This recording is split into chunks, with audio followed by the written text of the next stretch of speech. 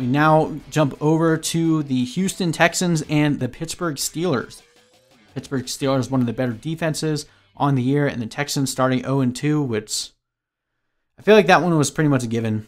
You know, Bill O'Brien has found a way to just keep moving the talent off of this roster, and I feel bad for Deshaun Watson because at this point, I just don't believe that the Texans are a very good team. But the Steelers, I've been watching them for a while. The Steelers do have a way of losing to teams that they shouldn't, so let's not count the Texans out just yet.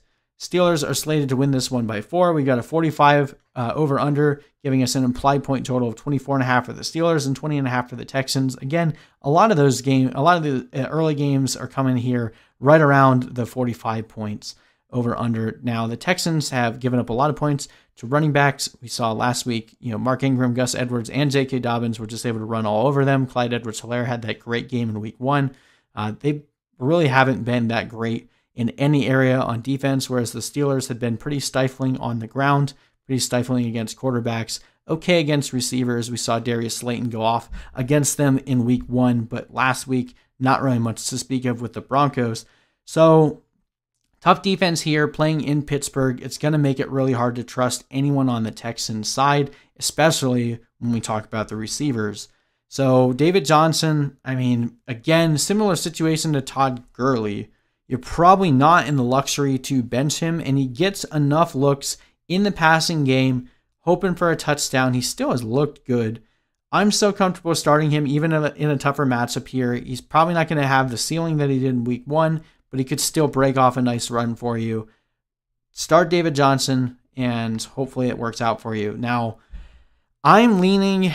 This one's tough because Will Fuller is not on the injury report, but we saw how ineffective he was. He totally goosed you last week. He was on the sideline dealing with this hamstring for a portion of the game, and we know what Will Fuller does when he starts dealing with a soft tissue injury.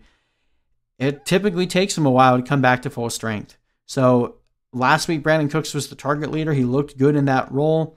I'm going to have more confidence in Brandin Cooks this week than I do in Will Fuller. Will Fuller, I am just hesitant, especially against this tough Steelers defense. If he is dealing with a hamstring already, probably going to try to find a way to keep him on my bench. Randall Cobb, you could make an argument for, but I think this is going to be a lower volume game against the Steelers, so probably not going to be thrown in Cobb or any of the tight ends here. And again, same situation we had last week. Deshaun Watson, was not a good play last week against the Ravens, and he didn't produce for fantasy. This is, again, not a good situation to be starting Deshaun Watson.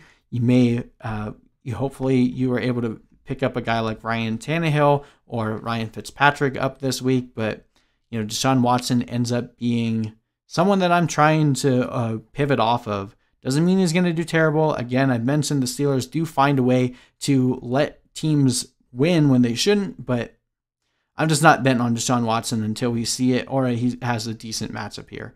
Duke Johnson still might be hurt, might not play this week, but even if he was, he's staying on our bench. Kenny Stills hasn't really done anything, and of course we're not starting the Texans defense against that Ben Roethlisberger hot offense for the Steelers. Roethlisberger's a great play this week. Of course you're starting him. Juju is dealing with a knee injury, but report today was that even though he missed practice on Thursday, that he's still trending very much to play. So I'm going to take that at its word. Obviously, pay attention to the practice report on Friday. But if Juju practices on Friday, I think he's in. He's a great play this week. Diontae Johnson, the target leader on this team, definitely a good play. Connor is the interesting one. Obviously, he's a good play because the Texans are really bad against the run. And Connor looked good last week, so you're probably going to keep playing him until he gets hurt again.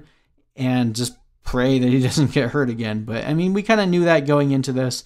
So hopefully you were able to use this bounce back week for Connor to go out and get Snell.